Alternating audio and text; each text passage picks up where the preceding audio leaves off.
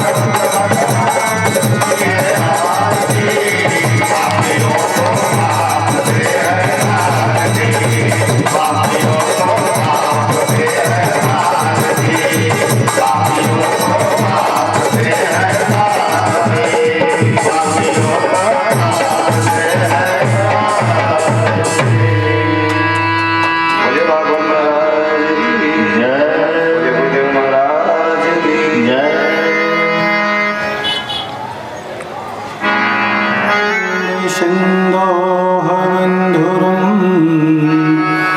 सिन्धुराननं लम्बोदरं परमसुन्दरं मेघदन्तरक्ताम्बरं त्रिनयनं पवित्रम्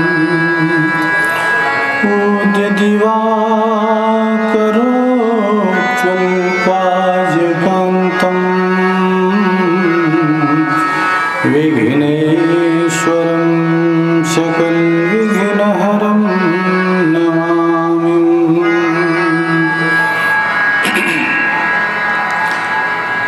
धियं सदा परिबहुवग्नं भीष्टदोहं तीर्थास्पदं शिवविरञ्चनतं शरण्यं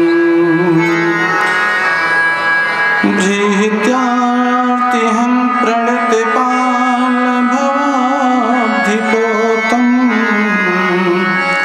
वन्दे महापुरुषते चरणारविन्दम्।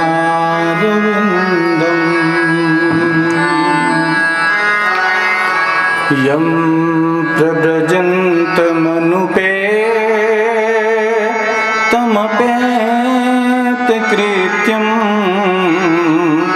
द्वैपायनो विरहकातरया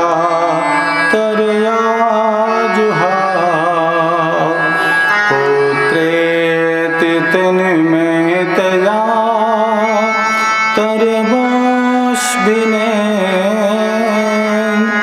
त्वं सर्वभूतहृदयं मुनिमानतोऽस्मि।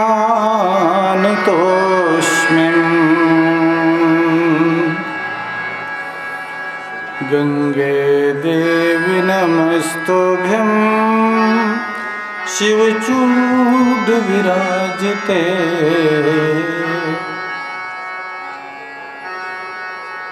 गंगे देवी नमस्तुभ्यं शिवचूडविराजिते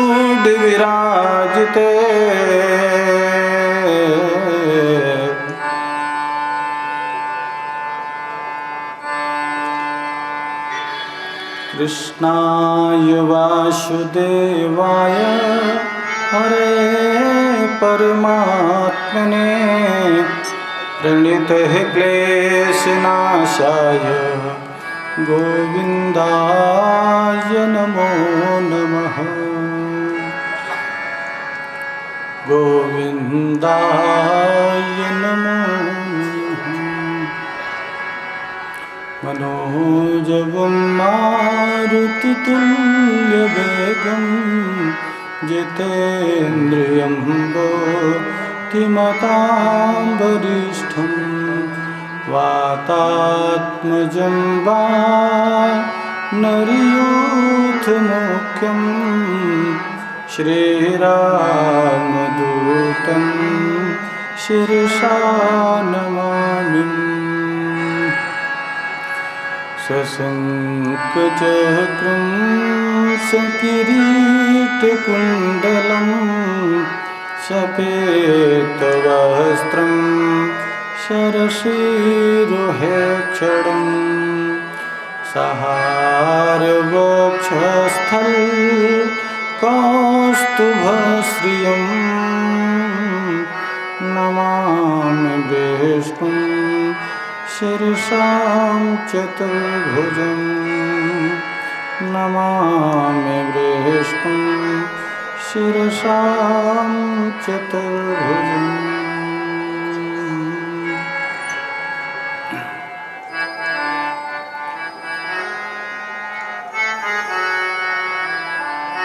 गुरुर्ब्रह्मा गुरुर्विष्णु गुरुर्देवो महेश्वरः गुरुर्साक्षात् परब्रह्म तस्मै श्रीगुरुवे नमः।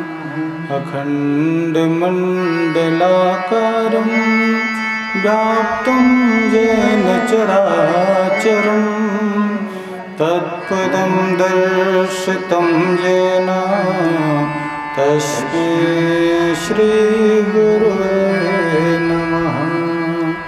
तस्मै श्रीगुरुवे नमः। नारायणं नमस्कृत्य नरं चैव नरोत्तमं देवीं सरस्वतीं व्यासं ततो जयमुदीरयेत्।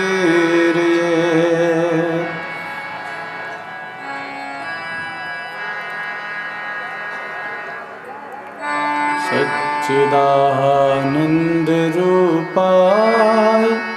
विश्वोत्पत्त्यादिहेतवे तापत्रयं विनाशाय श्रीकृष्णाय वयं नमः। श्रीकृष्णाय वयं नमः।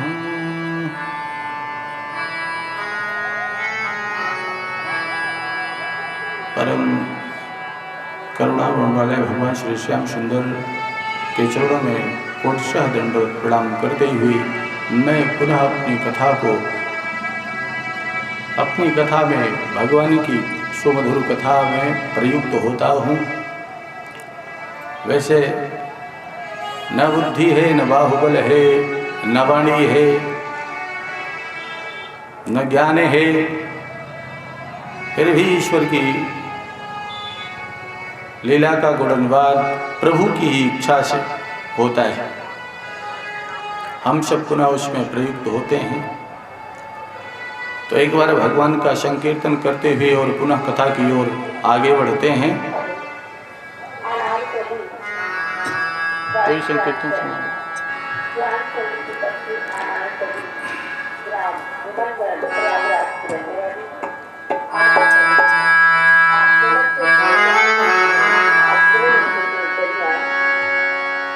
गोविंद मेरो है, गोपाल मेरो है, गोविंद मेरो है, गोपाल मेरो है, गोविंद मेरो है, गोपाल मेरो है, गोविंद मेरो है, गोपाल मेरो है, गोपाल बिहारी नंदलाल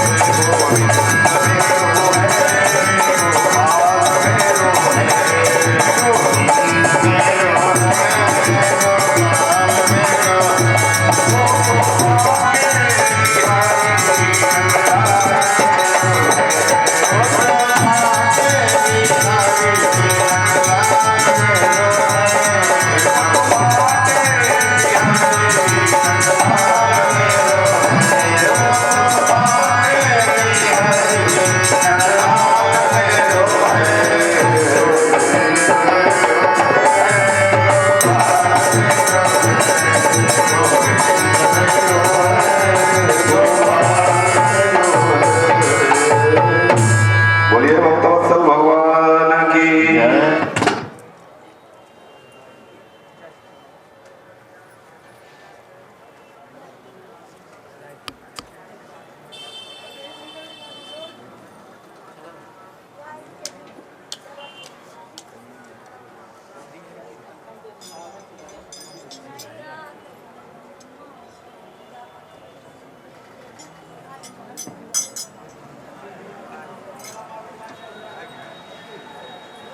बोलो, संकीर्तन करो। हाँ, हो गया।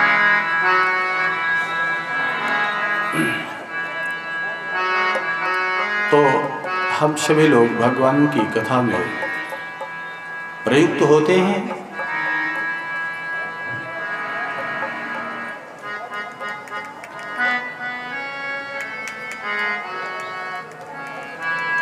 कहा, कभी विचार किया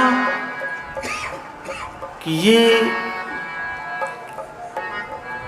आत्मा क्या चाहती है, ये जीव आत्मा ये क्या चाहती है? कभी सुनसान में एकांत में बैठकर और इस पर विचार किया जाए कि आत्मा क्या चाहती है, तब इसका निष्कर्ष निकलता है कि आत्मा अपने प्रियतम भगवान से मिलना चाहती है।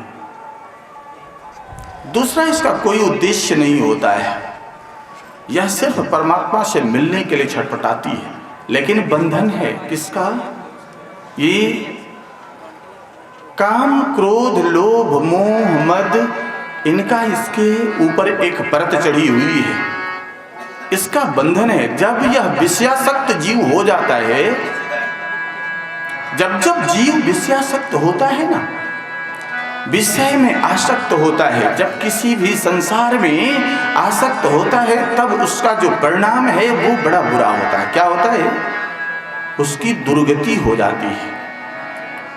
तो कह क्या रहे हैं कि बंधाय विषयासक्तम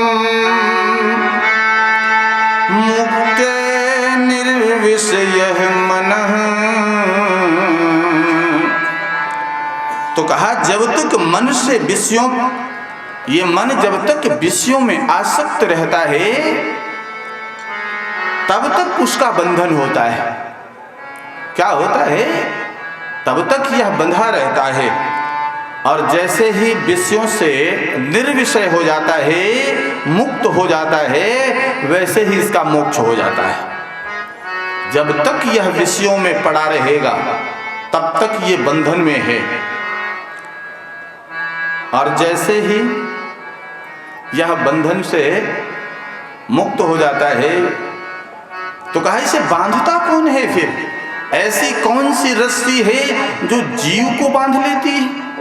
तो कहा, वो ऐसी रस्सी है, ऐसा तार है, इतना पतला है वो, वह दृष्टिगोचर नहीं होता। कहा, ऐसा? हाँ। और कहा, उस रस्सी से वो बंध जाते हैं। वो विषय, वह चिंतन, जब भी हम चिंतन करते हैं तो किसका करते हैं? परमात्मा का नहीं करते। फिर किसका करते हैं? विषय का चिंतन करते हैं। अब विषय में कौन आ गया? कभी माया का चिंतन करते हैं, कभी स्त्री का चिंतन करते हैं, कभी स्वजन का चिंतन करते हैं। तो जब तक हम संसार का चिंतन करते रहेंगे, तब तक हमें न तो वैराग्य होगा, न तो भगवत कृपा के हम पात्र बनेंगे, और ना ही हम मुक्त हो पाएंगे। हम बंधन में ही बंधे रहेंगे। तो कहा, तो क्या करना चाहिए? कहा, निर्विषयी बनना चाहिए। और नहीं तो क्या है कि स्त्रियाणाम ही चरिताम यन्मनुष्ण विधीयते तद हरत प्रज्ञाम वायुर्नावमिमां भसी। यदि अगर हमने जो है विषयों और स्त्री का ही चिंतन किया, तो जिस प्रकार से वायु का झोंका हमारे जीवन में आता है और हमारे जीवन को हरण कर लेता है, हमारी नाव को पलट के रख देता है, ठीक हम भी वैसे ही संसार सागर में डूब जाएंगे। इसलिए हमें सतर्क हो जाना चाहिए, सावधान हो जाना चाहिए कि हम विषयों में न रहें। इसी में एक पुरानी कथा आती है कि विषयासक्त यह कैसे हो गया। सुखदेव जी महाराज पूछते हैं कि भगवान ये, राजा परीक्षित जी सुखदेव जी महाराज से पूछते हैं कि भगवान ये बताने की कृपा करें कि ये विषय में जो आसक्त हुआ जो प्राणी है उसकी क्या गति होती है। तो कहते हैं कि देखो वो नरक को जाता है, नरक को प्राप्त करता है। जिनकी आसक्ति हो जाती है वो नरक को प्राप्त हो जाते हैं। तो कहा ये कौन कौन से ऐसे लोग हैं, कोई हमें ऐसी उत्तम कथा आप सुनाएं जिससे हमारा भ्रम दूर हो जाए, हमें माया से छुटकारा मिले, हमें निर्विषयी हम बन जाएं। ऐसा कौन सा उपाय है या ऐसी कौन सी कथा है। तो वो सुनाते हैं क्या, अधुने महाभाग यथैव नरका नरः नानो ग्रयात नान्येयात तन्मे व्याख्यातुर्मषि। कह रहे हैं कि हे राजन, शरीर मन एवं वाणी से किए गए पापों का जो यथावत प्रायश्चित नहीं करता उसे नरकों में जाकर तीव्र यातनाएं भुगतनी पड़ती हैं। कैसी यातना होती है, नरक की यातना भुगतनी पड़ती है। या तो उसका प्रायश्चित मनुष्य को कर लेना चाहिए। तो हर मनुष्य को जो है अगर गलती हुई है तो उसमें क्षमा मांगकर आगे बढ़ जाओ। ऐसा ना हो कि अपनी गलती पर पर्दा डालते रहो, पर्दा डालते रहो, पर्दा डालते रहो। कहा गलती पे अगर पर्दा आप डालते जाएंगे तो आप और ज्यादा उलझते चले जाओगे। तो एक सरल उपाय है कि उसका प्रायश्चित करो और अपनी गलती मानकर आगे बढ़ जाओ, उसको छुपाने की कोशिश मत करो। तो कह रहे हैं हे राजन, एक ऐसी ही कथा श्रवण कराता हूं। कहा किसकी, कहा अजामिल की। कहा ये अजामिल ये कैसा है। कहा महाराज एक सदगृहस्थ आश्रम वाला ये अजामिल ये कैसे भटक गया। कहा अच्छे कुल में अच्छे खानदान में जन्म लेकर के और भगवत हरि स्मरण करता हुआ अजामिल कहाँ जाता है, सदाचार में रत है, लेकिन अचानक एक दिन कैसे, कहते हैं कुसंगत का बड़ा प्रभाव पड़ता है। पर कुसंगत के साथ साथ प्रारब्ध का भी बड़ा रोल है, बड़ा प्रभाव पड़ता है। प्रारब्ध कुसंगत तभी मिलेगी जब वैसा आपका प्रारब्ध होगा। उसके पहले कुसंगत, पता नहीं कितने लोग जो है कुसंगत में पढ़ करके भी और बाहर निकल आए। उसके उदाहरण आगे की कथा में आएगा। कौन है, प्रहलाद जी, राक्षस कुल में होते हुए भी और वो कोई कुसंगत का असर उन पर नहीं पड़ा। तो कहा ये जो प्रारब्ध की वशीभूत है उसका भी प्रभाव पड़ता है। उसी के अनुसार जीव वहां जन्म लेता है, वैसे उसके मित्र बनते हैं, वैसे उसके साथी लोग बनते हैं, वैसे उसको घर प्राप्त होता है, वैसे उसको वर प्राप्त होता है, वैसे ही उसको सारी गतिविधियां चलती हैं। तो जो पूर्व जन्म की जो प्रारब्ध हैं वह भी संकेत करते रहते हैं कि किसको कहां से कौन आया है।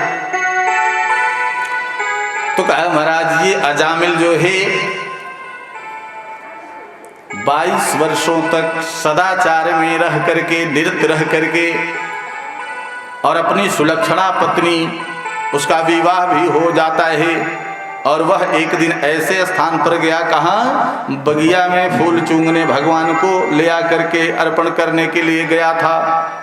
और जैसे ही यह बगिया में गया तो देखता क्या है कि एक शूद्र राजा, अब ये शूद्र किसको कहा, जब मैंने कई बार इस पर प्रकाश डाला कि शूद्र वो है शूद्र वो है जो धर्माचरण से विमुख है। किससे? जो धर्माचरण से जो विमुख है वो शूद्र है। शूद्र ये नहीं है। तो कहा कि एक शूद्र जो आचरण विहीन है, धर्मशास्त्र का कहना न मानकर अपना कहना मानता है, मन मर्जी करता है, तो कहा वो शूद्रवत आचरण है, शूद्रवत व्यवहार है। तो कहा महाराज ये कहाँ गए? तो देखते क्या है कि उस फूल की बगियों में एक वह राजा जो है एक वेश्या के साथ में बैठा हुआ है और उससे हंस हंस करके बातें कर रहा है। और अजामिल सदाचारी वह फूल को चूंग रहा है और चूंगते चूंगते उसकी दृष्टि उस पर चली गई और देखते ही उसका मन जो है विषयों में आ पड़ा। अब जब मन विषयों में आ गया तो वह बंधनकारक हुआ और अब वह आसक्ति उसके पास बढ़ती चली जा रही है। राजा तो छोड़कर वहां से चला गया, पर उस वेश्या के पीछे जो है अजामिल लग गया। अपने घर ना जा करके और सीधे उसके घर चला गया और आगे से वो जा करके दरवाजे को बंद कर लिया। इसने फिर से खुटखुटाया, देखा, पूछा कि तुम कौन हो? तो उसने बताया मैं अजामिल हूं, क्या करने आए हो? कहा तुम मुझे बहुत पसंद हो, मैं तुमसे विवाह करना चाहता हूं। कहा हम तो वेश्या हैं, हमारा तो सिर्फ एक रुपया ही पति होता है और दूसरा कोई हमारा पति नहीं होता है। तो जो भी लोग रुपया धनवान होते हैं, पैसा सोना चांदी हीरे लेके आते हैं, वही मेरे पति हैं। तो तुम क्या लाए हो? तो अजामिल जो है अपने घर से वो ले आकर के बहुत सारी चीजें जो है वह देता रहता है। और एक दिन ऐसा हुआ कि उसे प्राप्त कर लिया। उसका प्रेम जो है वह जीतने में कामयाब रहा। परिणाम ये हुआ कि दोनों लोग उसमें आसक्त हो गए और उसको वो अपनी पत्नी के रूप में बना लिया। अब पत्नी बना करके उसको रख लिया। पर उस समय की प्रथा बड़ी सुंदर थी। क्या कहा? उसको घर से बहिष्कृत कर दिया माता पिता ने। जब घर से बहिष्कृत कर दिया तो वही एक गांव के बगल में निर्जन स्थान में एक कुटिया लगाकर और वो वहां रहने लगा अपनी उस वेश्या पत्नी को लेकर। तो कहा महाराज अब धीरे धीरे समय बीतता गया। उसके 9 संतानें पैदा हो गई। कितनी संतानें? 9 संतानें। गांव वालों का एक दिन मजाक हुआ। गांव वाले कैसे होते हैं आपने देखा होगा कि गांव का एक मजाक हुआ। कैसा भद्दा मजाक होता है गांव में कि अगर कोई किसी से पूछता है भैया कोई सदाचारी यहाँ ब्राह्मण है, कोई अच्छा घर है, तो जो सबसे गड़बड़ होगा उसी को बता देंगे गांव वाले। चले जाओ उसके यहाँ, वो बड़े अच्छे स्वभाव के हैं और बड़े धर्मात्मा हैं, जो जितना गड़बड़ होगा उतना उसको बढ़िया बता देंगे। ये मजाक गांव का बड़ा जबरदस्त होता है। तो कहा महाराज अजामिल से बढ़िया संतों की एक टोली आई। और संतों की टोली आई तो पूछा, कहा कि यहाँ कोई सदाचारी जो है वेद पाठी ब्राह्मण का कोई घर मिलेगा क्या? कोई ऐसा वेद पाठी ब्राह्मण है जिसके यहाँ हम लोग जाकर के जल ग्रहण कर सकें? तो कहा हाँ महाराज, अजामिल से बढ़िया कौन सा ब्राह्मण होगा? कहा अच्छा, अब संतों को क्या पता, वो तो निर्छल होते हैं। वो आगे बढ़ गए पूछते हुए। कहा वो बटवृक्ष के पास में अजामिल का कुटिया लगी हुई है, पहुंच जाओ। अब अजामिल का देखो व्यवहार आचरण कैसा हो गया है, बदल गया। कुसंगत धीरे धीरे विषयासक्त में जब आसक्त होता है और कुसंगत का भी प्रभाव पड़ता है तो कैसे बदला? अब धन तो रहा नहीं तो चोरी करने लगा। चोरी से भी नहीं चला तो हिंसक पशुओं का वध करने लगा, और जब काम नहीं बना तो फिर रास्ते में जा करके बहुत सारी चीजें करने लगा। धीरे धीरे उसके आचरण और व्यवहार जो है बदलते जा रहे हैं। जो अब तक का जो समस्त अच्छे कर्म थे वह जाते रहे और बुरे कर्म आते रहे। अरे भाई, कभी कभी जो आप 10 वर्ष पहले पुण्य किए हो वो उदय हो जाएगा तो सुंदर काम करने लग जाओगे, और ये होगा कि हमने तो कोई ऐसा कार्य किया नहीं पर हमारे साथ ऐसा कैसे हो रहा है।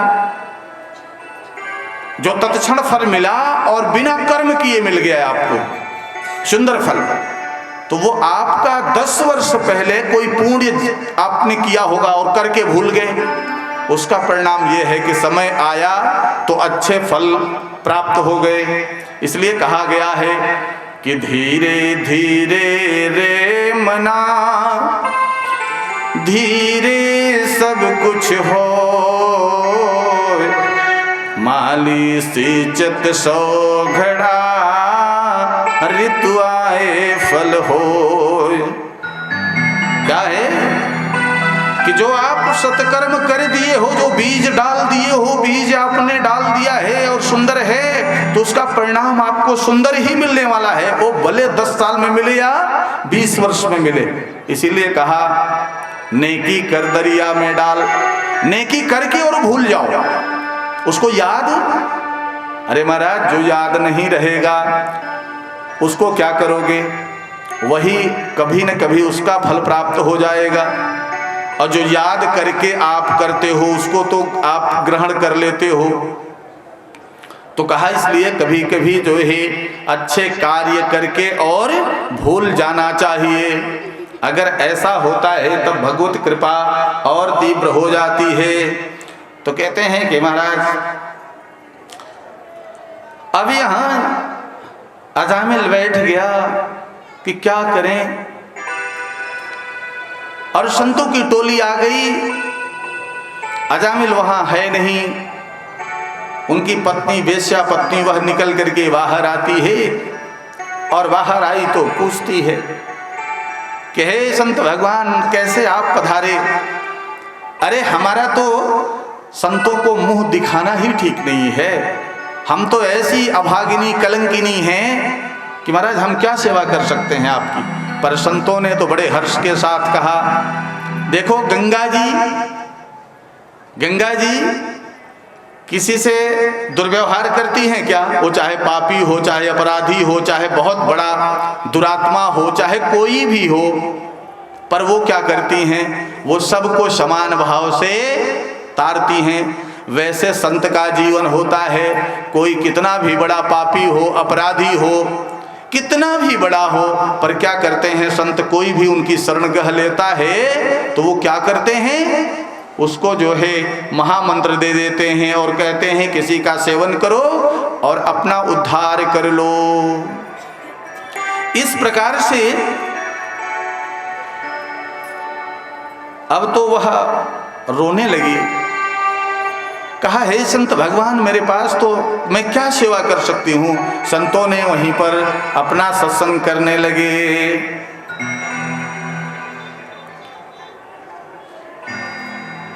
संत लोग अपना सत्संग करने लगे। क्या, सीताराम सीताराम सीताराम सीताराम सीताराम सीताराम सीताराम सीताराम सीताराम सीताराम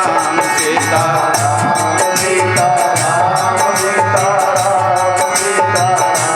राधे श्याम राधे श्याम राधे श्याम राधे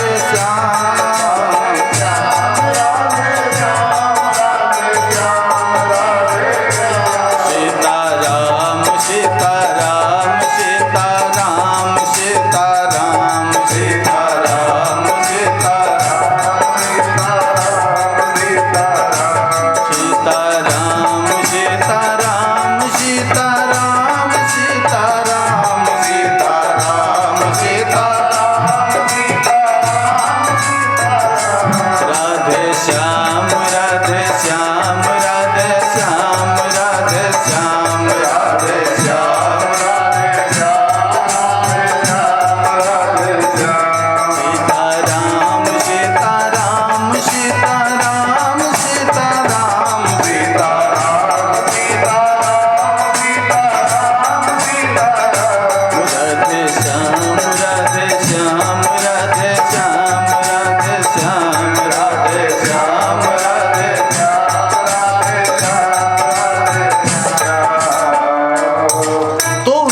सुंदर सा अपना जो है, अरे संत जहाँ जाते हैं वहाँ संकीर्तन ही तो करते हैं महाराज। क्या करते हैं? वहाँ संकीर्तन होता है, भगवत नाम का स्मरण होता है और सत्संग हो जाया करती है।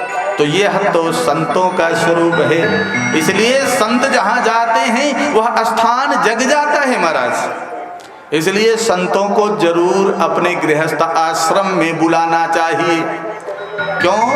कि वहाँ कुछ सत्संग होगी, संकीर्तन होगा, कुछ न कुछ होता रहेगा, तो संत का पगारपड़ हो जाए।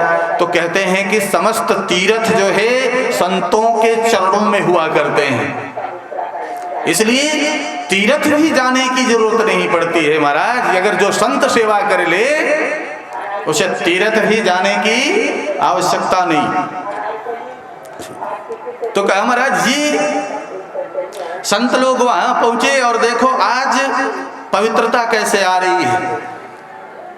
उसकी अजामिल की जो पत्नी है वह कैसे पवित्र हो रही है। और अब उसके पश्चाताप के आंसू की आज तो मेरे घर में कुछ भी नहीं है, आज मेरे घर में कुछ भी नहीं है। और मैं खिलाऊं तो क्या खिलाऊं, मैं पिलाऊं तो क्या पिलाऊं, मेरे तो कुछ भी समझ नहीं आ रहा है, हम क्या करें। अब बड़े धर्म संकट में पड़ती है। पर महाराज कहीं से वह कुछ व्यवस्था करती है और व्यवस्था करके कुछ खीर पिला देती, खीर ले आकर के बनाती और खीर बना करके संतों को कहीं से मांग जांच करके ले आई। थोड़ा सा चावल और कुछ दुग्ध ले आकर के और बनाया खीर और सबको प्रसाद पवा दिया। अजामिल भी आता है, तब तक देखता है कि पत्नी ने कैसी व्यवस्था की है। वह भी दंग रहता है, जाकर के पत्नी के साथ में कहता है कि तूने कैसे व्यवस्था की, ये संत और हमारे घर कैसे पधार गए, क्या मेरा भाग्य उदय होने वाला है क्या। तो देखो वास्तविक में है कि पहले जिनका भाग्य उदय होता है, पहले उनके जीवन में संत का पगारपड़ होता है, संत का आगमन होता है, तब तो समझ लो कि अब शुभ समय आने वाला है, हमारे दुख के टाइम चले गए हैं। अगर संत का आगमन हो गया, लेकिन महाराज क्या होता है कि आपकी विचारधारा ऐसी हो गई, विषयासक्त हो गई है कि अगर संत दरवाजे पर पहुंच जाए तो आपको विपत्ति पड़ जाती है। आजकल की जो माताएं हैं वो क्या कहती हैं कि हमारा भाई तक आ जाए वहीं तक हम रिश्ता रखेंगे, और तीसरा व्यक्ति अगर आया तो कोई रिश्ता नहीं है। वो पति को चार बातें सुना डालेंगी। पर ऐसा होना नहीं चाहिए। कैसा होना चाहिए फिर? कहा जीवन में अगर संत आ जाए, घर में अगर संत आ जाए, गृहस्थ आश्रम में संत आ जाए तो आप समझ लो कि कुछ अच्छा होने वाला है। आज वही अजामिल के साथ हुआ।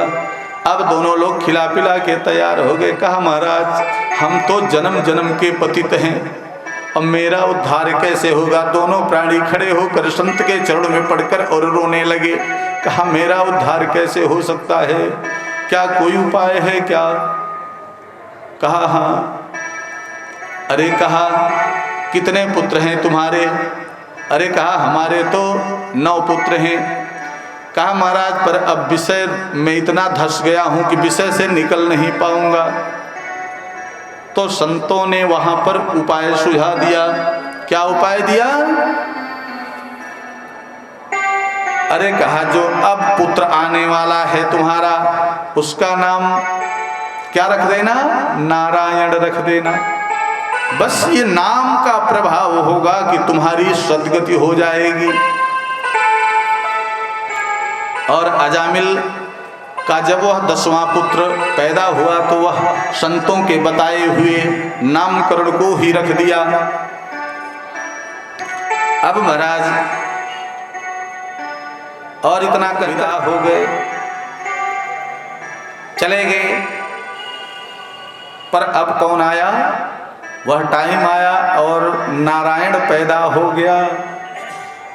9 महीने के पश्चात जब नारायण पैदा हो गए तो उनका नाम नारायण, और छोटा बेटा होने के कारण स्नेह अत्यधिक हो गया। अजामिल को अत्यधिक स्नेह हुआ तो कहा, और अंत में जो है जब उनका समय भी आ गया तो क्या कहा, जब यमराज, यम के दूत जब वहां पर आए तब वह पुत्र नारायण को बुलाता है। कौन? अजामिल। दूरे क्रीडना शक्तम पुत्र नारायणम हृदयम प्लावितेन स्वरेणोच्चरा जुहाव कुलेन्द्रियः।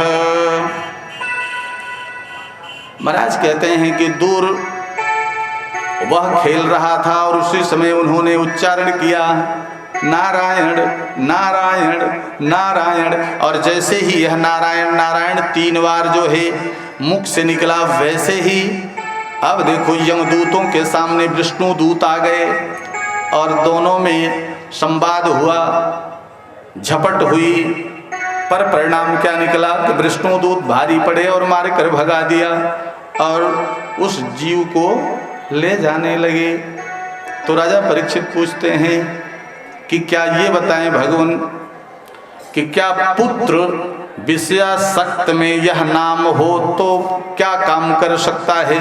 जो विषयों में, तो कहा नाम पर कोई प्रभाव नहीं पड़ता है। तो कहा राम ते अधिक राम करे नामा, राम ते अधिक। भगवान राम ने भी कहा कि मुझसे ज्यादा मेरे नाम का महत्व दीजिए। राम ते अधिक, राम का नाम, राम जी का नाम ही एक ऐसा है जो तरण तारण करने वाला है। अन्यथा और संसार में कहा तो ये कैसे है? कहा इसमें कोई विषयासक्त है ही नहीं, कोई विषय है नहीं। तो कहा महाराज अच्छा ये बताओ फिर, तो विषयासक्त होकर के इसने पुकारा,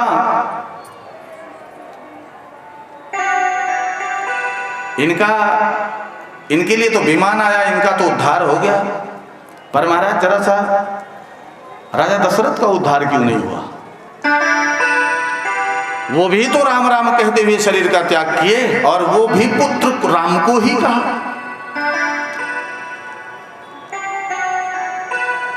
तो इसका क्या कारण है कि यह दोनों में जो है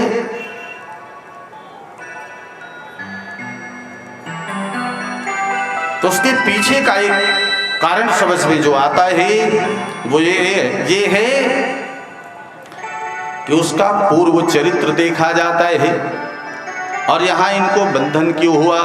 तो कहते हैं कि यहाँ कुछ चीजें भगवान की ही इच्छा से हुआ करती हैं। जैसे श्रवण कुमार का वह श्राप था, वह वैसे ही होना था। और यहाँ अब ये कौन है पूर्व जन्म में? अब जरा सा 2 मिनट के लिए पूर्व जन्म में चलते हैं। ये अजामिल को मुक्ति क्यों मिली? तो कहा ये पूर्व जन्म का संस्कार था उसका। पूर्व जन्म में यह बहुत बड़ा योगी और तपस्वी था। इसके पूर्व वाले जन्म का में तो क्या ये बहुत बड़ा योगी और तपस्वी हुआ करता था। तो इसकी घटना हुई। कहा तो फिर ये अपनी सुलक्षणा पत्नी को छोड़कर वेश्या के साथ कैसे चला गया?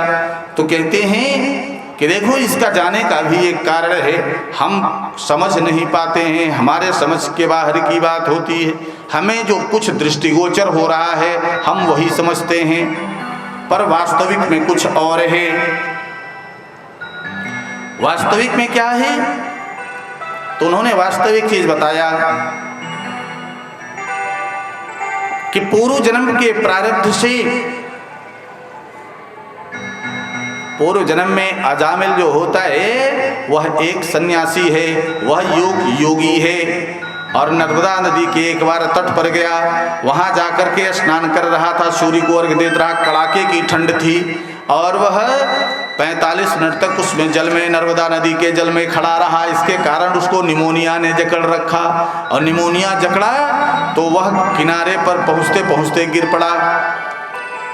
और बेहोश हो गया, ऐसा लगा कि मरणासन्न हो गया है।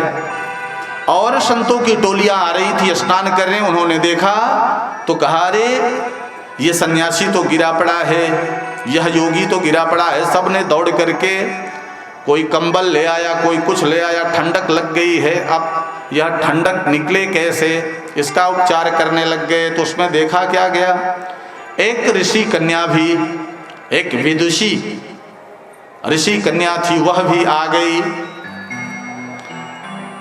अब सारे संतों ने राजवैद्य को बुलवाया। राजवैद्य ने कहा कि बचने का कोई उपाय नहीं है। कहा फिर कैसे, कोई तो उपाय होगा। तो उसने कहा कि कोई स्त्री अगर इसे गर्मी दे तो शायद ये बच सकता है। तो सबने उस कन्या से हाथ जोड़ा, उस साध्वी से, और हाथ जोड़कर निवेदन किया कि हे देवी। उसने कहा मेरा धर्म नष्ट हो जाएगा, ऐसा मैं नहीं कर सकती। संतों ने कहा कि सबसे बड़ा धर्म, किसी का प्राण जा रहा हो तो उसको बचाना है। पुत्री यह शुभ कार्य, अच्छा कार्य तुम करो, किसी के प्राण की रक्षा हो जाएगी। तो उन्होंने क्या किया, कंबल ऊपर से डाल दिया और उसका वो आलिंगन करा दिया, अर्थात उसके ऊपर कंबल डाल दिया गया और वह उसके सीने से जकड़ करके उसको 5 मिनट तक वह उसके शरीर को ताप देती रही। लेकिन जैसे ही 5 मिनट बीता, उसकी आंख फड़फड़ा गई, खुली और देखा तो कोई स्त्री उसके ऊपर लेटी हुई है। उसने पैर से जोर से प्रहार किया और वो दूर जा करके गिरी। उसके बाद जल को उठाया, न इधर देखता है न उधर देखता है, और तुरंत श्राप दे दिया कि अरे दुष्टा, तू साध्वी बनने लायक नहीं है, अर्थात तू जा अगले जन्म में वेश्या हो जा। तो वो साध्वी कौन है, वो वही वेश्या है। तब उसने भी जल को उठाया और उसने कहा, अरे मूर्ख, मुझे शौक नहीं था कोई, पर मैंने तो तेरे प्राण बचाने के लिए मैंने तुझे स्पर्श किया है। और ऐसा कहते हुए उन्होंने भी जल को उठाया और वह भी श्राप दे दिए। उस कन्या ने भी, ऋषि कन्या ने भी श्राप दे दिया कि अगर मैं वेश्या बन जाऊंगी तो तुम अपनी सुलक्षणा पत्नी को छोड़कर अगले जन्म में मेरे ही पीछे घूमता हुआ और अंत में मुझे ही पत्नी रूप में प्राप्त करेगा। ऐसा ये दोनों का पूर्व चरित्र है, इसलिए ये पूरा हो रहा है। अब दोनों की आगे की पुनः कथाएं यहाँ आकर के मिल जाया करती हैं। तो ये सारे है अजामिल का कि पूर्व जन्म का जो किया गया पुण्य है वह उसको ले जा करके भगवत प्राप्ति करा देता है। यहाँ कितनी भी कुसंगत कर लो, लेकिन पूर्व जन्म के जो प्रारब्ध हैं उसके अनुसार मनुष्य अपने जीवन में उद्धार कर लेता है। जो जैसा किया है, कब वो उदय हो जाएगा तो उसका परिणाम सुंदर होगा।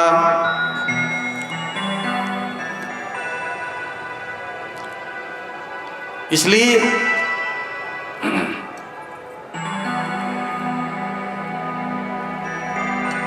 भाव के साथ भगवान का भजन करो। मैं तो बार बार कहता हूं कि अंत काले अनन्यांश चिंतयन् अनन्यांश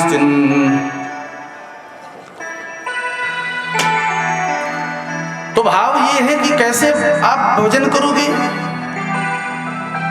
अनन्यास चिंतयन्तो माम ये जना पर्युपास्ते तेषां नित्यभियुक्तानां योगक्षेमं वहाम्यहम्। भगवान कह रहे हैं कि जो मेरा अनन्य होगा उसका मैं योगक्षेम वहन करूंगा।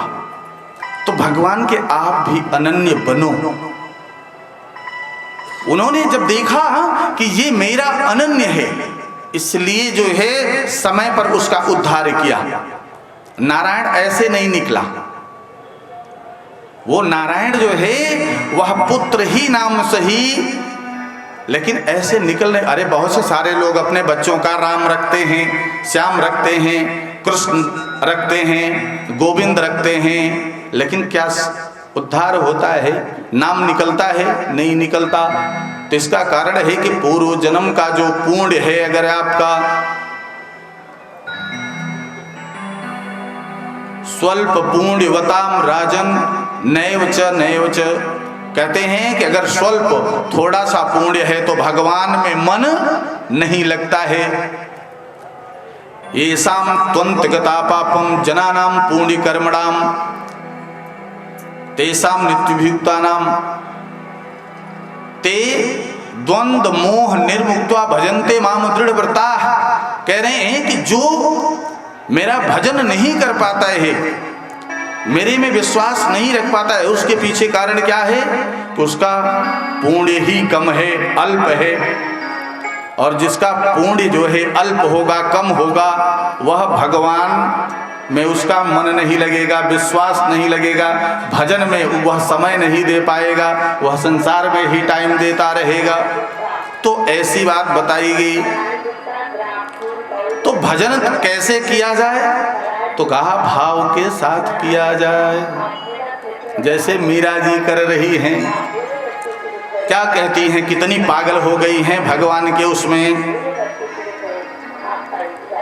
कि कोई कहियो रे। पूछती हैं मीरा जी कि कोई है जो बताने वाला कि मेरे ठाकुर जी कहाँ हैं, मेरे भगवान कहाँ हैं। ऐसे पागल हो जाती है। ये अनन्यता है, ये अनन्य है। तो आप अगर यह करने बैठिए ध्यान साधना, तो उसमें अनन्यता आनी चाहिए। एकदम मस्त हो करके फिर संसार को छोड़ दीजिए 24 मिनट के लिए। तो कहते हैं कोई कहियो रे हरियामन की, कोई कहियो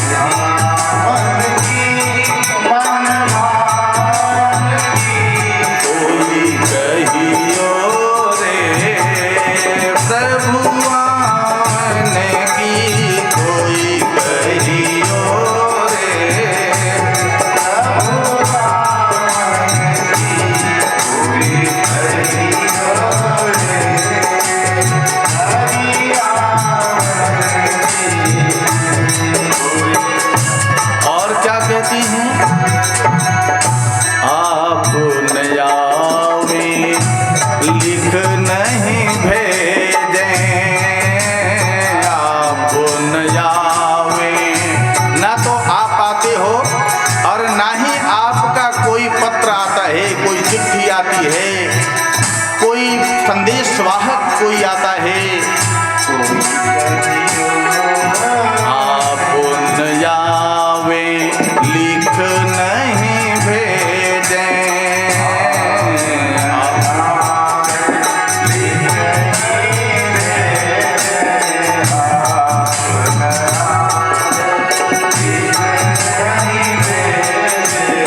बान पड़ी ललचावन की, कोई कहियो रे प्रभु आमन की, कोई कहियो रे प्रभु आमन की, कोई कहियो रे हरि आमन की, कोई कहियो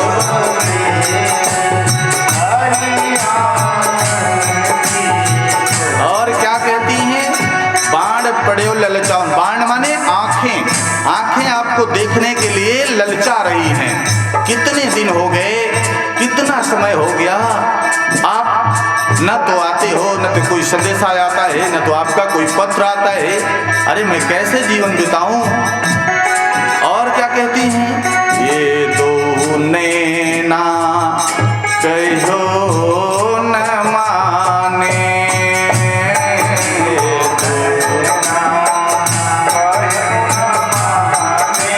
ये दो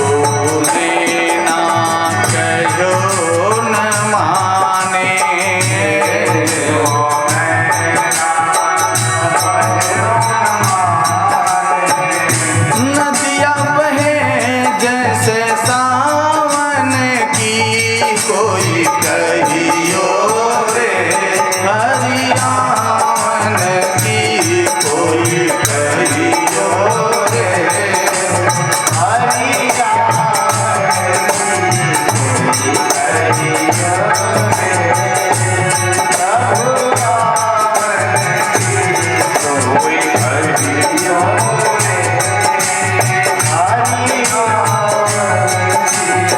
कहा ये दोनों जो नयन हैं हमारे, ये हमारे बस में नहीं है।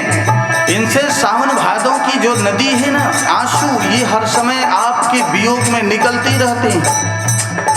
हर क्षण जो है यह आपके लिए सावन भादों जैसी गंगा उफनाई रहती है ना, वैसे ये मेरे आंसू जो है उफनाते रहते हैं। तो कहते हैं क्या करूं कछु बस नहीं मेरो, मेरा बस नहीं चलता। क्या करूं कछु बस नहीं मेरो, क्या करूं कछु बस नहीं मेरो, अरे पंख नहीं उड़ जावन की कोई कहियो रे, हरियावन की कोई कहियो रे, हरियावन की कोई कहियो रे,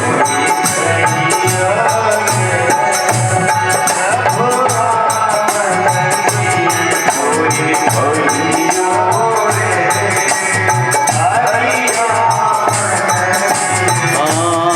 मेरा कहे प्रभु कब रे मिलोगे, मेरा कहे हरि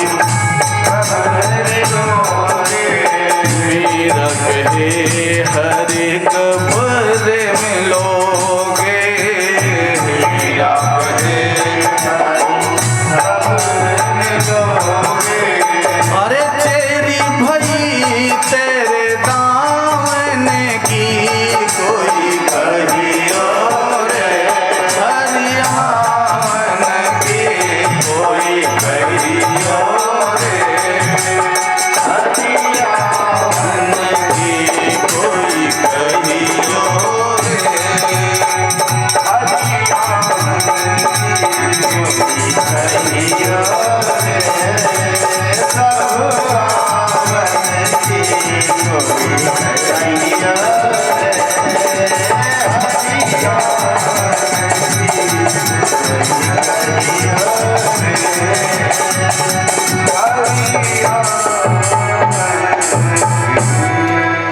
तो अगर ये भाव है, देखिए कितना सुंदर सा भाव है कि इन्होंने अर्पण कर दिया अपने आप को, नेत्रों से लेकर के शरीर के अंग प्रत्यंग को परमात्मा को समर्पित कर दिया, परमात्मा को चढ़ा दिया।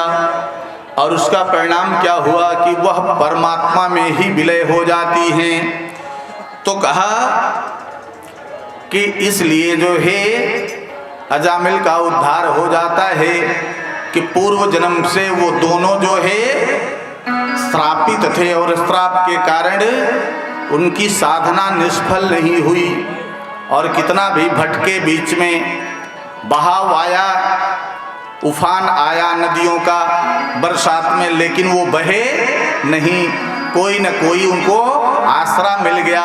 तो कहा जिसका पुण्य ज्यादा है उसको कौन मिल जाएगा, कोई न कोई संत मिल जाएंगे, सद्गुरु मिल जाएंगे उनको, और वो उनका पांव पकड़ करके इस उफनाती हुई नदी भवसागर को पार कर जाएंगे। बोलिए भक्त कौशल्य भगवान की।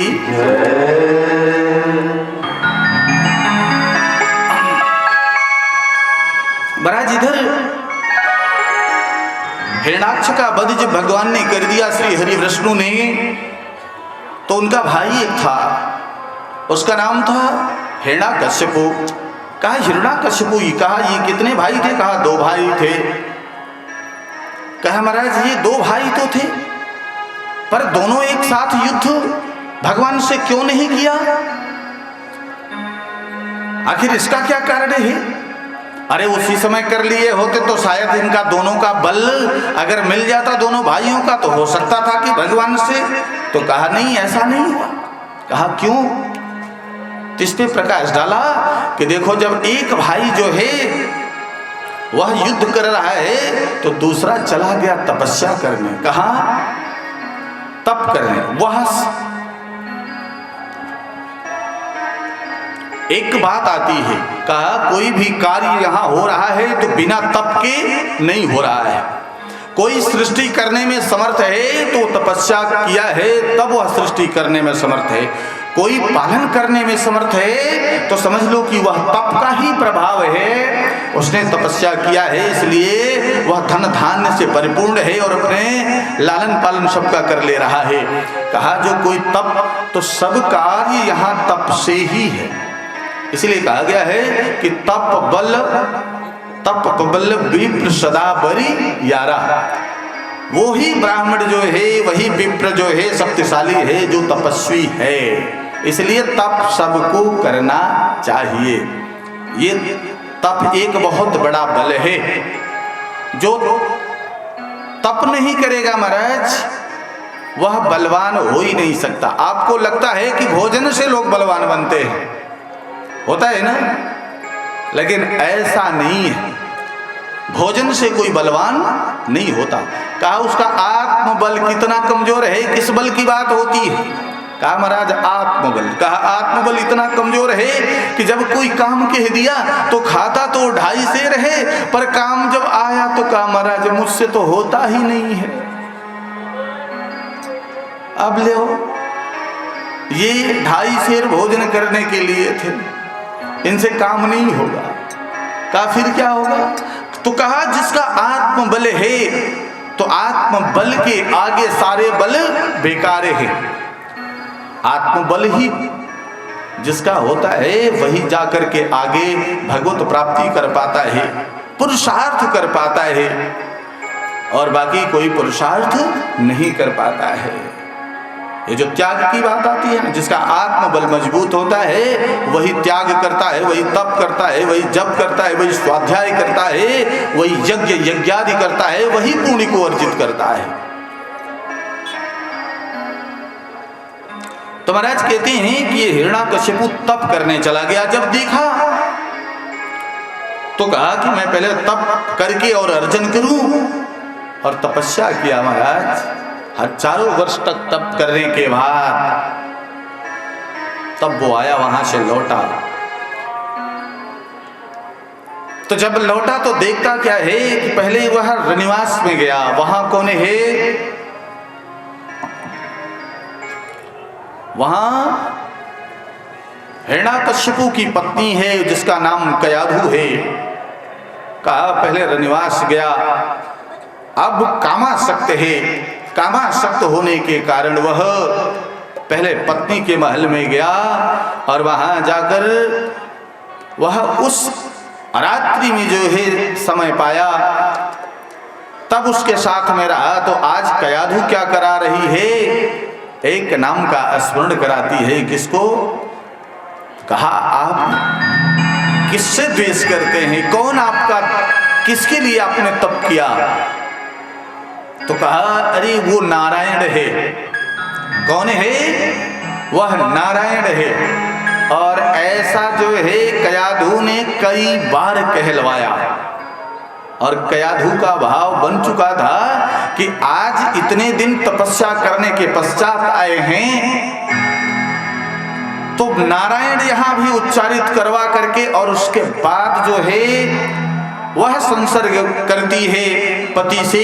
तो संसर्ग करने का परिणाम जब वह गर्भवती है तब कौन पैदा होता है? कहा प्रहलाद पैदा होते हैं। कहा महाराज ये प्रहलाद तपस्या के बाद आते हैं। ऐसे इसीलिए कहा अच्छा पुत्र, संस्कारित पुत्र, धर्मयुक्त पुत्र ये कब आते हैं? जब वह स्त्री चाहती है तब। लेकिन कैसी? कहा वो जब पुत्र पैदा करना चाहती है, अभी तो लोखरी और सिगट पैदा करना चाहती है। तो जब ये लोखरी और सिगरेट जो है जब ये पैदा करना चाहती हैं तो पति कैसे भी आता है, वो जुआ खेल के आ रहा है कि मदिरा पी करके आ रहा है कि वो भांग खा करके आ रहा है कि पता चला कि वो क्या किस किस नशे का सेवन करके आया और पता चला टूट पड़ा। अब अगर इस प्रकार से संबंध बनते हैं तो महाराज वहां जो आने वाली जो संतति है वो बिल्कुल खराब होगी। इसमें आप समझ लो कि अच्छा हो ही नहीं सकता है। तो कहा तेजवान, धैर्यवान, वीर्यवान, साधनवान, आत्मवान, बलवान, कहा ये तब होगा जब नियम और संयम का वहां पालन होगा। अगर कोई संतान पैदा करना चाहता है तो बहुत समय तक उसको भजन करना पड़ता है और उसके बाद ऋतु काल में वह नियम है कि कितने दिन के बाद ऐसा करने पर पुत्री पैदा होगी और इस दिन करने पर पुत्र पैदा होगा। ये भी व्यवस्था है महाराज हमारे शास्त्रों में, ये भी है।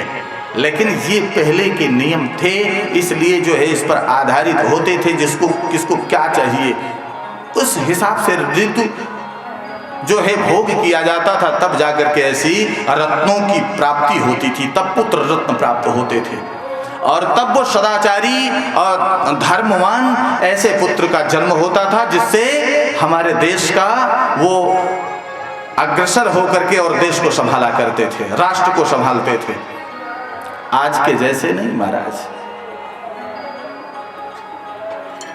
तो कह रहे हैं कि प्रहलाद का जन्म हुआ कब, जब इस प्रकार से हुआ और इतने समय के बाद आया तपस्या करके, और तब तो गर्भ में कौन आया? प्रहलाद जी महाराज। बोलिए भक्त प्रहलाद की जय। तो इस प्रकार से प्रहलाद का जन्म हुआ। तो प्रहलाद और अब तो इसे बदला का सवार है जुनून कि हमें तो नारायण उस विष्णु से बदला लेना है, भाई का बदला, और वृत्ति राक्षसी है, कुछ पावर भी मिल गया है। अब यह बौखलाया हुआ है कि अब हमें जल्दी से जल्दी लेना है, और यह आगे बढ़ता गया और देखता क्या है कि कहा है वो विष्णु नारायण आएगा कैसे? तो कहा है मैंने जो सुना है, उसने संतों के मुखारबिंद से सुना था, और कहता है कि जाकर के आप लोग ऐसा करके आओ, अपने अनुचरों को, अपने रक्षकों को भेज दिया। यत्र यत्र द्विजा गाओ वेदा वर्णाश्रमा क्रिया तम तम जनपदम जात सदीपयत प्रेष्ठतः। क्या कहा कि जहां जहां वर्णाश्रमों का प्रचार हो, ब्राह्मणों का समाज हो, गौशालाएं हो, पुराण का प्रवचन होता है, जहां यज्ञ यज्ञादि होती हों, उनको आग लगा करके जला दो, उनको आग लगा करके जला दो। और महाराज चारों तरफ से हाहाकार मचने लगा। राक्षस जा करके आग लगा देते, संतों की कुटिया में जलकर धू धू जल जाती, ब्राह्मणों का जहां स्थान होता वहां से जला दिया जाता, और इस प्रकार से जलाते चले जा रहे हैं। तो कहा भगवान कब आते हैं?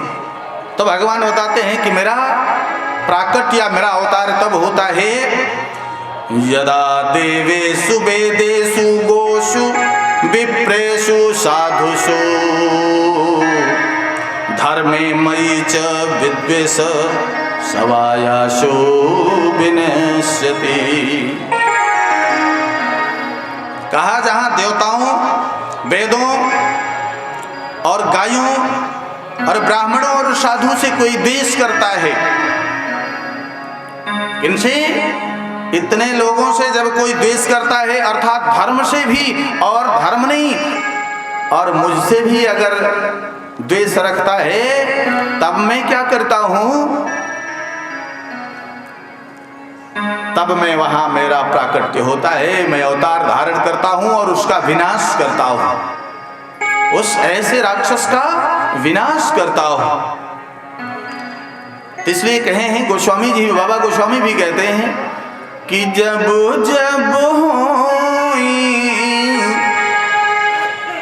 जब जब होई धर्म कई हानि बाढ़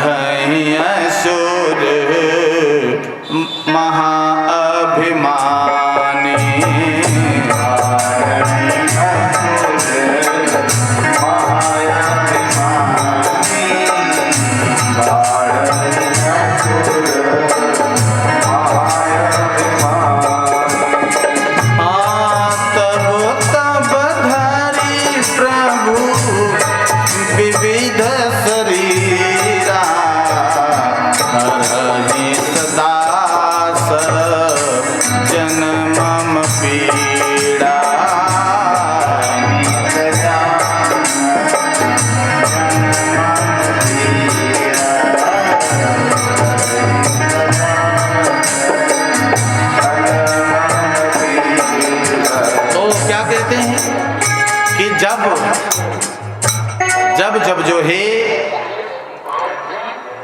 धर्म की हानि होती है तब तब असुरों का संहार करने के लिए भगवान का अवतार लेना पड़ता है। प्रभु आते हैं तब तब। यदा यदा ही धर्मस्य ग्लानिर्भवति भारत अभ्युत्थानम् अधर्मस्य तदात्मानं सृजाम्यहम् परित्राणाय साधूनां विनाशाय च दुष्कृतां धर्म संस्थापनार्थाय संभवामि युगे युगे। तो कहा इस युग युग में मेरा ही अवतार होता है। कब?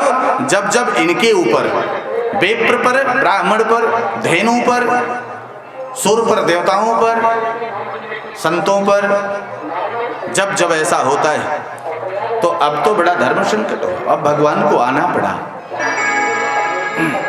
भगवान को आना पड़ा और भगवान आए। भगवान कौन सा रूप धारण किया? नरसिंह का रूप धारण किया। कैसा रूप बनाया? नरसिंह का रूप। और क्यों आए? कहा कि मेरे भक्त पर प्रहार हुआ। उन्होंने अपने भक्त को, जो ही भक्त कौन था उनका, उसी का पुत्र था, वो नाम था प्रहलाद। प्रहलाद जी जो है जब उनको विद्या अध्ययन के लिए भेजा और जब गुरु लोग पढ़ाने लगे तो प्रहलाद स्वयं पढ़ा देते थे गुरुओं को और कहते थे कि तुम लोग नारायण को देखो। एक जगत में, जगत का नियंता सिर्फ नारायण ही हैं, सिर्फ विष्णु ही हैं। अरे तुम मेरे अधर्म रूपी पिता के पग पर, चिन्हों पर क्यों चल रहे हो? आप अपना सुधार करो, अपना उद्धार करो। आप भगवान की तरफ बढ़ते रहो, ईश्वर की तरफ आप बढ़ते रहो, इसी से कल्याण होगा। तो एक बार कहा द्वेष क्यों किया? कहा हिरण्याकश्यप जो है वह द्वेष क्यों किया इतना? इसका क्या कारण था द्वेष का? अरे पुत्र से कोई इतना द्वेष थोड़े नहीं करता है। अरे पुत्र तो प्रेम के लिए होते हैं, पुत्र तो अपने पिता को कंधा देने के लिए होता है, सेवा के लिए होता है। पर ये क्या हो रहा है? आज ये कैसा पुत्र है? तो जब वहां से वापस प्रहलाद जी लौटते हैं तो उन्होंने देखा कि देखते हुए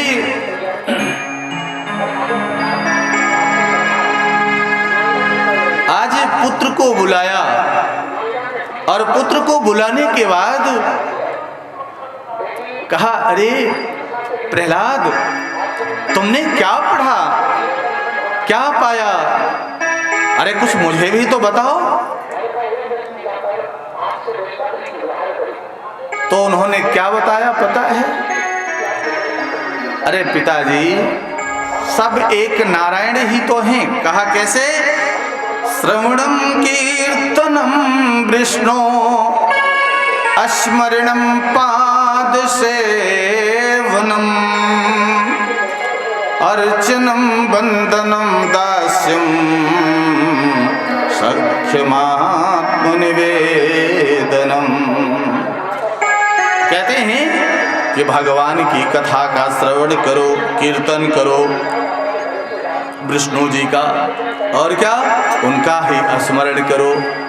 और संसार में और कुछ नहीं है, उन्हीं के चरणों की सेवा में लगे रहो, उन्हीं का स्मरण करते रहो, चिंतन करते रहो, उन्हीं का वंदन करते रहो, उन्हें साष्टांग प्रणाम करते रहो। और क्या?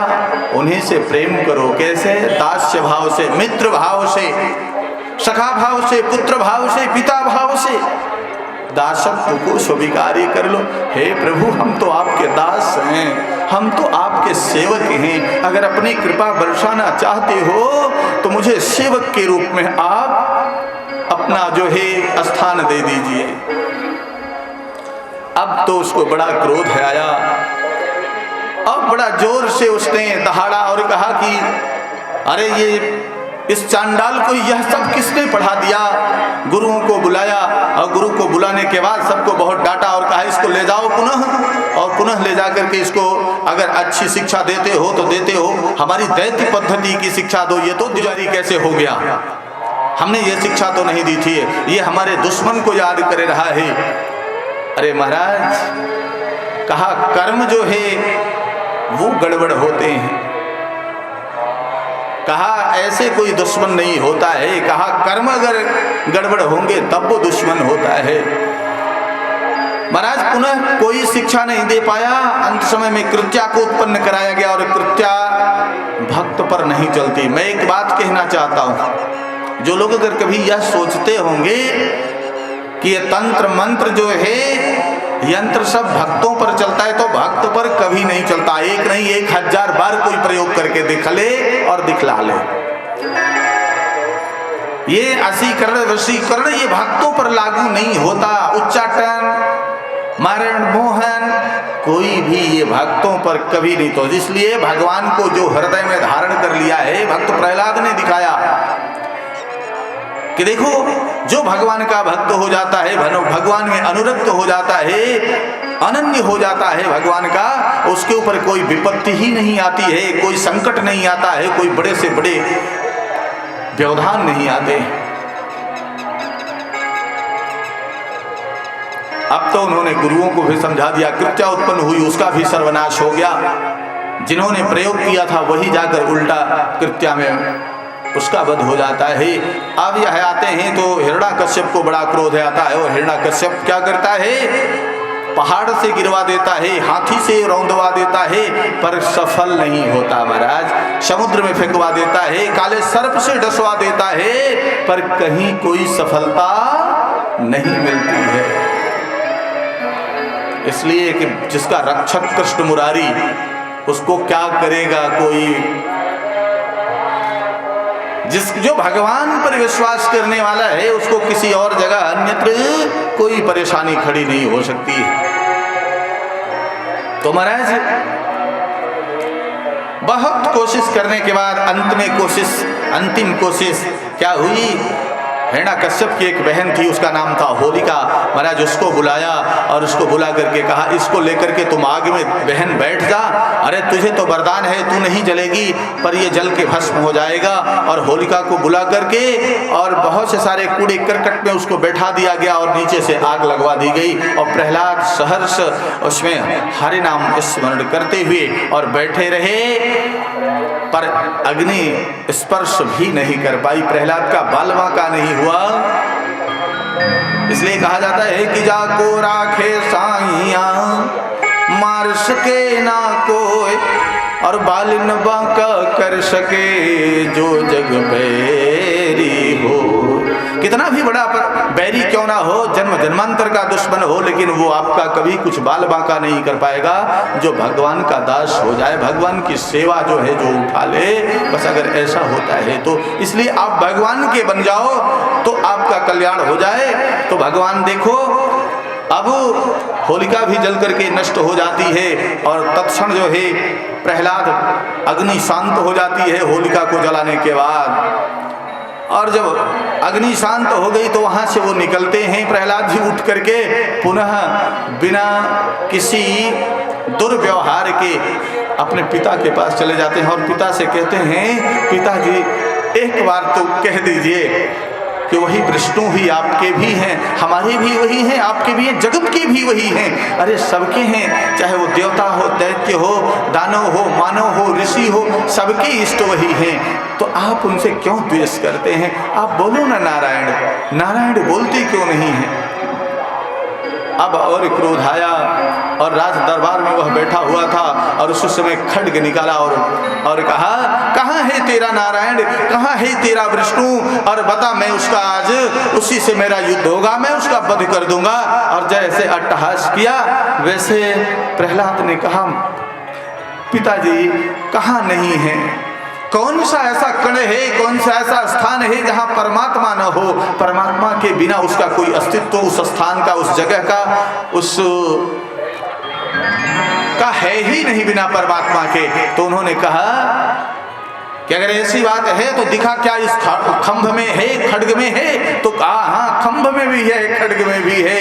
और जैसे ही उसने जोर से टंकार किया और तलवार से एक प्रहार किया और खींचकर खंभे पर, और खंभा जो है टूट करके, और वहीं से जो है नरसिंह भगवान का प्राकट्य हो जाता है। बोले नरसिंह भगवान की। नरसिंह भगवान का प्राकट्य हो गया और नरसिंह भगवान आए तो कैसे पकड़े उसको? उस जानवर को, जैसे जानवर कोई जो है शेर अपने जबड़े में किसी हिरन को दबाता है, दबोच लेता है, ठीक इसी प्रकार से झपट करके और भगवान ने अट्टहास करती हुई और उसको पकड़कर अपने जंघे पर बैठा लिया। और जंघे पर बैठा करके दोनों हाथों के नखों से और उसको फाड़ना चाहा। तब फाड़ने से पहले उन्होंने बताया, देख, आकाशवाणी हुई, कहा देख, इस समय न तो दिन है न तो रात है, जो ब्रह्मा ने तुझे जो वरदान दिया था वह पूरा हो रहा है, न दिन है न रात है, न तुम्हें शस्त्र से मारा जा रहा है न अस्त्र से मारा जा रहा है, तेरी मृत्यु वह वरदान साबित हो रहा है, न दिन है न रात है। और इस प्रकार से कहते हुए उन्होंने लगाया, कहा न तू बाहर है और न तू अंदर है। उन्होंने जो है एक दरवाजे के ठीक उस पर रख लिया था और उसी में जो है विदीर्ण करते हुए और विदीर्ण करके उसके नख लगा करके और उसके रक्त को जो है भगवान पीना शुरू कर दिए। इतना क्रोधातुर देख कर के सारे देवताओं का पसीना छूट गया। सबने जो है भगवान का स्तवन करने लगे, पर भगवान मानने वाले नहीं थे। इतना क्रोधातुर होने पर भी कोई नहीं मान रहा है। अब तो बड़े धर्म संकट में सब पड़ गए देवता की, इनको शांत कैसे कराया जाए। समस्त देवता लोग स्तुति करते हैं पर भगवान का क्रोध शांत नहीं हुआ। और जब भगवान का क्रोध आज शांत नहीं हुआ तब कहा, सबने इशारा किया किसको? प्रहलाद को। अरे कहा, पुत्र तुम ही इन्हें शांत कर सकते हो, अर्थात कोई शांत नहीं कर पाएगा।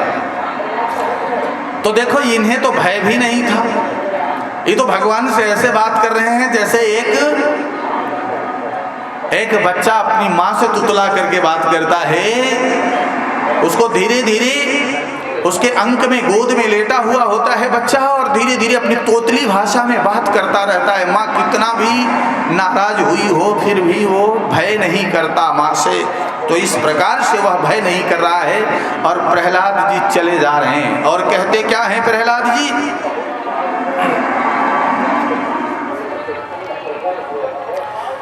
प्रहलाद जी कहते हैं कि शांत हो जाओ नरसिंह प्यारे, शांत हो जाओ नरसिंह प्यारे, नहीं तुझसे मैं कुट्टी करूँगा नहीं तुझसे।